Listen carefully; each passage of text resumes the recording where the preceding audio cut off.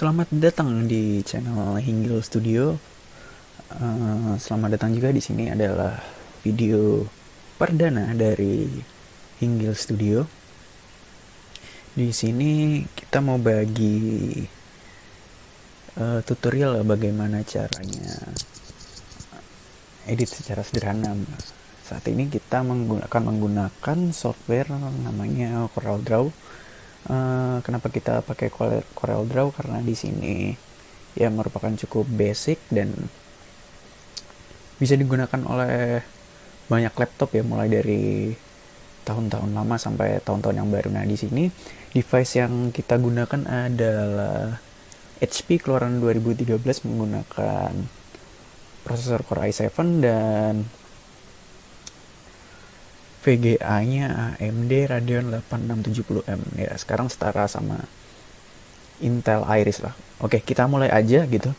Nah, awalnya tampilannya seperti ini ketika mulai masuk di CorelDRAW. Yang pertama, setelah kita buka CorelDRAW, kita klik ini pojok kiri atas atau bisa menggunakan shortcut Ctrl N. Nah, di sini nggak usah bingung ya teman-teman. Namanya asal aja bisa ditulis project pertama, number of pagesnya 1, presetnya ini custom aja. Nah, di sini ada primary color mode. Nah, ini tergantung teman-teman mau menggunakan hasil dari desain grafisnya ini untuk digital atau di printing fisik gitu. Kalau misalkan teman-teman mau menggunakan digital gitu karena misalkan untuk poster di Instagram atau di sosial media lain gitu, nah teman-teman bisa pakai RGB di sini. Terus page size-nya ini terserah mau boleh ukurannya berapa, tapi disarankan untuk awal-awal atau sesuai dengan penyesuaian kita. Misalkan untuk Instagram aja nih ya, nah ini custom aja. Terus biasanya kita pakainya 100 mili kali 100 mili. Karena ini kotak jadi orientasinya sama aja. Terus resolusinya 300 dpi, ini sudah cukup, sangat cukup. Oke. Nah, nanti setelah diklik OK akan muncul window seperti ini. Jadi teman-teman nggak usah bingung gitu. Ada banyak tools-toolsnya di sini. Mari kita akan bahas satu-satu. Mungkin mulai dari basicnya dulu. Di sini yang terpenting adalah ini. Kita punya pick tool, terus ini ada freehand tool sama basic 3 shape ini dulu. Ada kotak, lingkaran, polygon tool. Nah, itu. Kita akan belajar menggunakan tools tadi dulu. 3 shape ini, freehand sama pick tool. Oke, yang pertama kita akan membuat garis dulu, garis ya. Ini garis ini tuh freehand tool biasa. Kalau misalkan kita mau sambung, jadi tinggal klik aja, ditahan gitu ya. Terus kita arahin kemanapun. Nah, kalau misalkan kita mau sambung gitu ya, ini kita arahin ke sini. Nah, sampai ada ujung panah ke bawah itu, klik. Nah, ini udah jadi itu seperti ini. Nah, oke. Nah, di sini pun juga ada banyak pilihannya teman-teman ya. Kita klik yang ada panah ke kanan bawah itu, diklik. Nah, ini ada macam-macam freehand tool. Ini ada 2-point line, ada B-spline line gitu. Kita akan coba pakai 2-point line dulu untuk membuat segitiga ya. Diklik aja, ditahan, terus kita rilis di sini ya. Nah, jadi seperti itu. Kalau misalkan teman-teman mau buat garisnya lurus, ini kita hapus dulu ya pakai delete. Hapusnya. Teman-teman pengen bikin garis lurus gitu ya. Jadi sambil tekan shift-nya ditekan, terus jangan dilepas dulu kliknya sampai ujung sini selesai ya. Nah, seperti itu. Kalau misalkan udah selesai, mau disambung lagi, nih ada panah ke bawah itu. Terus pencet shift dulu biar lurus ya. Terus lagi, iya, udah jadi segitiga. Nah, seperti itu. Terus kita mau menggunakan ini rectangle tool, jadi tinggal diklik aja, terus kita tahan gitu. Nah, akan jadi persegi panjang atau kotak, nah gitu. Nah, gimana caranya biar simetris dan dia tetap di tempat gitu membuatnya. Nah, cara biar dia simetris, ini kita balik ke pick tool dulu ya. Biar simetris adalah sambil kita memencet shift. Nah dia kan dari tengah ya, terus mencet control. Nah, dia akan simetris kotak gitu ya. Oke.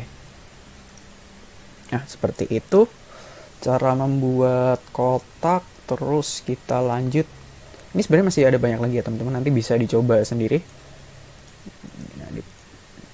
Nah, ini ada 3 point rectangle juga bisa dicobain.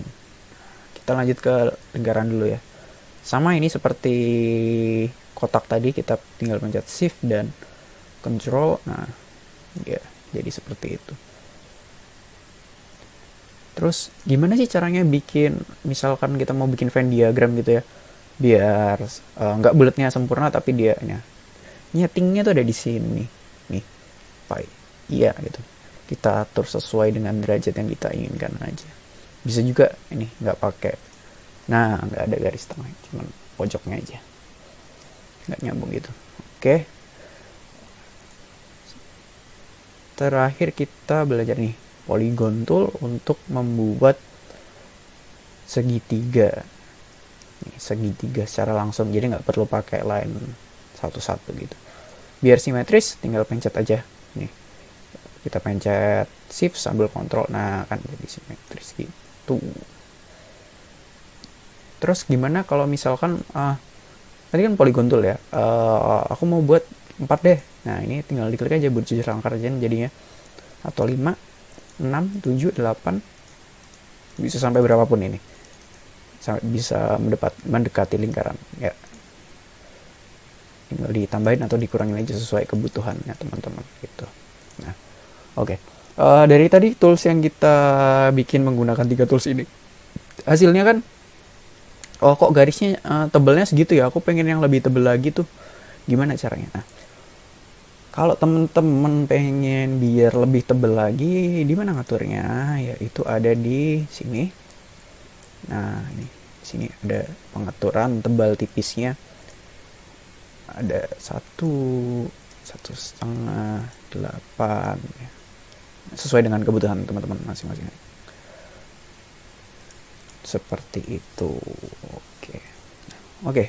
Nah, ini box space-nya kita bersihin dulu ya, kita hapus dulu. Oke, setelah kita belajar tadi bikin basic shape tool gitu ya, oke, gimana sih cara kita ngewarnain dari shape tool tadi? Gimana cara ngewarnainnya? Oke, mudah aja ngewarnainnya. Kita buat kotak dulu, kita pencet shift dan control biar dia ya sempurna bulatnya gitu. Terus di sini nih, ini ada banyak, di pojok kanan itu ada banyak sekali. Ini kita tutup dulu ya biar nggak bingung ya. Banyak warna yang bisa kita pilih ya, ada hitam, hijau, macam-macam nih pokoknya teman-teman ya. Di episode selanjutnya mungkin kita akan belajar color match untuk bagaimana sih cara membuat desain dengan warna tuh yang bagus, yang tepat, dan istilahnya agar enak untuk dilihat gitu.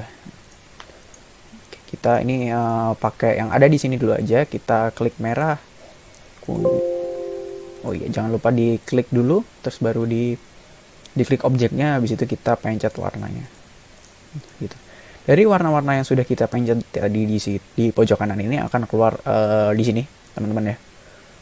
Dari bawah sini kita bisa ngedit warna yang sesuai yang kita inginkan gitu. Kalau caranya di double klik aja gitu kan. Nah, terus kita edit color. Nah, ini warnanya yang bisa kita edit dari sini di dokumen wallet itu ya, tapi nanti di episode selanjutnya akan kita bahas bagaimana penggunaan warna yang tepat gitu. Tapi sementara seperti ini dulu. Ya, udah jadi. Jadi karena basicnya Corel itu vektor, kalau misalkan dia bukan vektor, ya kita warnain nggak bisa. Atau misalkan kita bikin line ya, misalkan kita bikin line seperti ini, ya. So, bikin line seperti ini, ya. Terus pengen kita warnain gitu ya, misalkan coba kita warnain merah gitu, nggak bisa karena vektornya ini tadi tuh dia belum nyambung gitu. Jadi perlu kita untuk sambungin gitu. Nih. Nah, tunggu panah bawah itu terus klik. Yuk, udah nyambung sekarang. Coba kita warnain, iya bisa kan. Nah, terus si vektor ini tuh dia terdiri dari fill dan outline. Dimana yang tengah itu ada fillnya dan yang outline itu yang ini teman-teman yang sudah kita coba ganti-ganti tadi. Dan kalau cara ngewarnain fill dalamnya tinggal diklik kiri aja ya. Kalau outline-nya gimana? Tinggal klik kanan. Ya, seperti itu.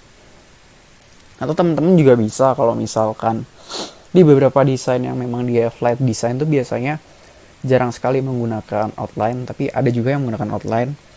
Jadi bisa tinggal diklik terus kita nih rubah ke non.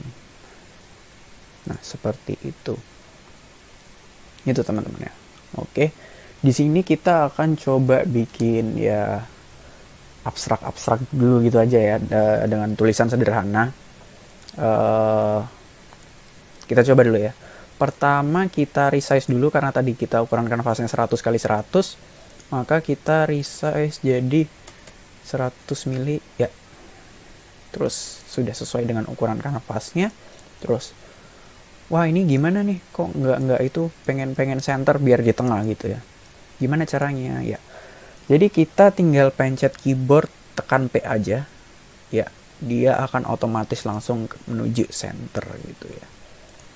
Warnanya jangan merah dong, terang banget gitu kan ya, tinggal diganti di sini aja misalkan abu-abu ya.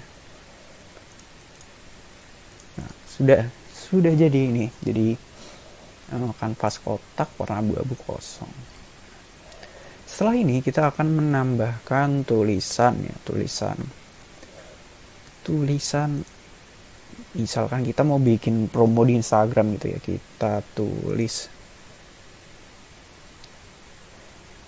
tulisnya jadi di sini teks itu ada dua macam ya teman. Ada teks untuk heading, sedang ada teks untuk paragraf. Nah, kalau misalkan teman-teman mau bikinnya untuk heading aja atau untuk judul gitu, teman-teman tinggal klik langsung diketik misalkan promo buy one get one gitu ya. Udah, terus tinggal balik lagi ke pick tool, udah jadi nih. Nah, seperti ini. Nah, beda lagi kalau misalkan teman-teman mau bikinnya paragraf gitu, pencet lagi text tool, terus diklik, ditahan sambil di drag ke bawah sampai muncul kotak gitu. Nah, ini adalah paragraf tool. Lorem ipsum. Misalkan seperti ini ya. Kita copy yang banyak ya, Ctrl C. Nah, ini dia jadi paragraf tool. Terus ini mau diganti misalkan full justify, nah, seperti ini ya tuh. Nah, ini kan nggak center ya, sepertinya center sih, tapi kadang nggak center banget gitu. Gimana caranya biar bisa jadi center gitu? Kita klik aja ini, dia diklik, oke gitu. Terus sambil klik shift dulu, pencet objek belakangnya, lalu kita pencet di keyboard huruf C ya. Nah, sekarang dia udah center gitu. Jadi harus ada objek lain yang dia sudah di tengah gitu ya, agar bisa center gitu. Terus yang ini sama juga, karena kita sudah punya referensi promo buy one get one yang dia udah center, maka paragrafnya ini biar center, sama kita pencet teksnya paragraf ini, terus kita pencet yang atas yang promo buy one, terus kita pencet C. Nah, udah di tengah gitu. Kalau misalkan kita mau nengahinnya ke tengah sini, bukan ke tengah center situ, gimana? Oke, misalkan kita mau nengahin ke tengah banget sini ya, bukan tengah antara kiri kanan, tapi tengah antara atas dan bawah gitu. Caranya kita pencet lagi, kita shift sama referensinya, ini bukan dia berarti ya, tapi yang si objek kotak besar belakang itu kita shift terus klik yang belakang, set. Terus tadi kan C udah ya untuk kanan kiri, terus rata tengah itu adalah kita pencet di keyboard E ya. Nah, maka dia sudah rata tengah seperti itu gitu. Nah, sekarang gimana cara kita ganti warna si teksnya itu? Sama seperti tadi kita ganti warna di objek. Ini kita pengen ganti langsung 2 ya. Kita blok aja. Kita tarik set ya. Terus kita ganti warna putih gitu. Sama ini dia juga punya, jadi si teks ini dia punya outline juga teman-teman ya. Gimana cara kita nyeting outline-nya? Kita pencet di sini teman-teman, di teks statistik gitu. Bukan di situ teman-teman. Nah, di sini teks, atau bisa klik di window juga bisa. Workspace-nya dipencet yang default, nanti di sini langsung keluar teks itu. Terus ini nih ada kayak huruf A gitu dipencet, kita pencet aja, kita buat jadi 1 ya.